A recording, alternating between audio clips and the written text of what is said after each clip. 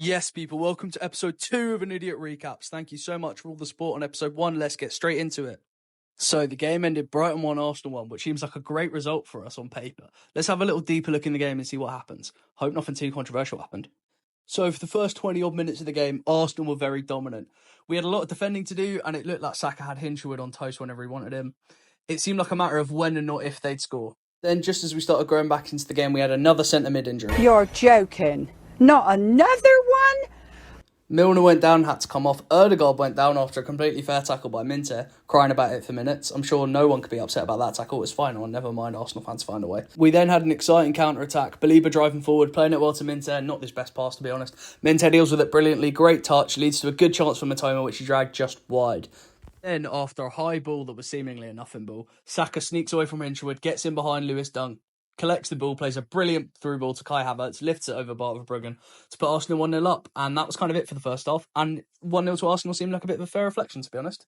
Right, second half, we've got to talk about it, don't we? The sending off of Declan Rice. First glance, what it looks like is Veltman's gone to try and take the free kick quickly to play a through ball in behind. Rice gets in the way. Veltman inadvertently kicks him. And then, Rice gets bit for that. When you look closer, it's just really clever play by Veltman. You fucking clever little... So when you look at it from another angle, you can see there's actually no one for Joel Veltman to pass to when he looks up, tries to play in behind. And also the ball's rolling. So there's no physical way you can take the free kick. So what he does is he cons Declan Rice into thinking that's what he's going to do.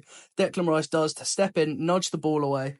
Get it's only a slight touch, but he's done it right in front of the referee. Once the referee's seen it, he sort of doesn't really have a choice other than to send him off. Veltman's played him like Aaron Connolly does with his girls and shoosh. He knows exactly what he's doing. And Rice has fallen for it, like me when a girl I'm talking to tells me a body counts 3. Don't get me wrong, I totally get how the lack of consistency in giving these decisions would annoy Arsenal fans, because the refs don't always give it, but that doesn't mean it's the wrong decision. Actually, now let's look at it. Arsenal fans have taken it quite well, to be fair.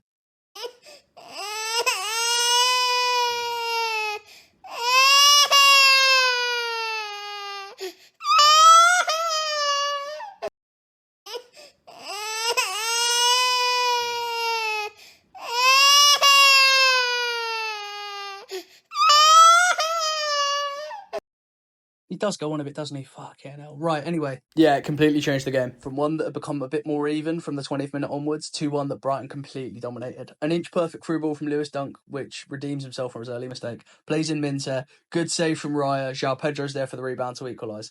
Away end limbs look unreal, to be fair. I've also noticed João Pedro's had a tendency of popping up in the right place at the right time. That's a really good trait he's developing, and I hope he keeps that up. We then continued to dominate the game. Mitoma looked really good against White. Then, despite only having 10, Arsenal fashioned some great chances. The best fell to Kai Havertz, which forced a big save from Bart Verbruggen. We then had more chances. I believe he did a couple of good dribbles, couldn't quite get the shot off. The chance fell to Yasin Ayari, who had all of this goal to aim at and hits it straight back at David Raya instead, fuck's sake. Then, right at the end of the game, Thomas Partey drags down João Pedro. Partey's already in a yellow, by the way. And see the ref brings out his yellow, assuming it's going to be a second for Partey. But no, João Pedro's booked for complaining about the foul.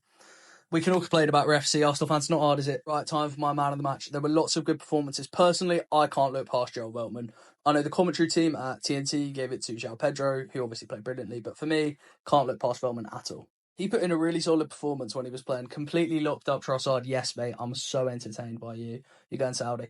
But more so than that, his quick thinking and intelligence that led to the sending off of Declan Rice completely changed the game in our favour. We don't come away with a point if he doesn't have the quick thinking and intelligence to do that. That's why he's holding that Premier League Player of the Match award. Wait, hang on, let me fix that one sec. There we go. Mwepu Magic Man of the Match award. Isn't that much better? It's in the post, Joel. Well played, son. Now for the other player that impressed me. There were a few to choose from, but I want to talk about Bart Verbruggen. His first game back in the Premier League after his injury. Obviously, he did play against Crawley midweek, but he made some big saves against Arsenal, particularly that one from Havertz. And we just look so much more solid as a team when he's in goal. I love having him back. And it wouldn't be a Mwepu Magic video without player ratings. Here they are. Rather than talking about everyone, I'm just going to highlight a few. So Hinshelwood, I thought he did look a little rocky to start with, but then looked so much more comfortable on the right. I don't really want to see him at left back much anymore, even though I love him and I want to see him play more. Obviously, Pedro was brilliant. At this point, when can we call him world class? And Van Hecke was solid again. He's such a colossal force back there. Well-deserved call-up to the Dutch national team. I know all Albion fans will be watching and supporting him. The Oppenheck hype train is up and running. Everyone get on board. Right, who do we have next? We've got Ipswich. Right, there's a bit of an international break first. We've got to watch Lee Carsley Ball. But after that, we've got Ipswich at home. On paper, absolutely a winnable game against newly promoted opposition. But it would be classic Brighton to beat United 2-1, draw 1-1 with Arsenal, and then lose to Ipswich at home. But I've got faith in the boys. We're cooking under Hertzer at the moment. So I'm going to say we win 4-2 with goals from Welbeck, Mitoma, Minter, and Van Hecker. So that is going to be the end of the video. I hope you enjoyed it. If you did, please leave a like and subscribe. Brighton became the third team this calendar year to play at the Emirates and not be defeated. Veltman cooked some rice and Pedro found the back of the net. The Seagulls go marching on, still unbeaten this season. Next up, we've got Ipswich at home. What's going to happen? I guess I'll see you then.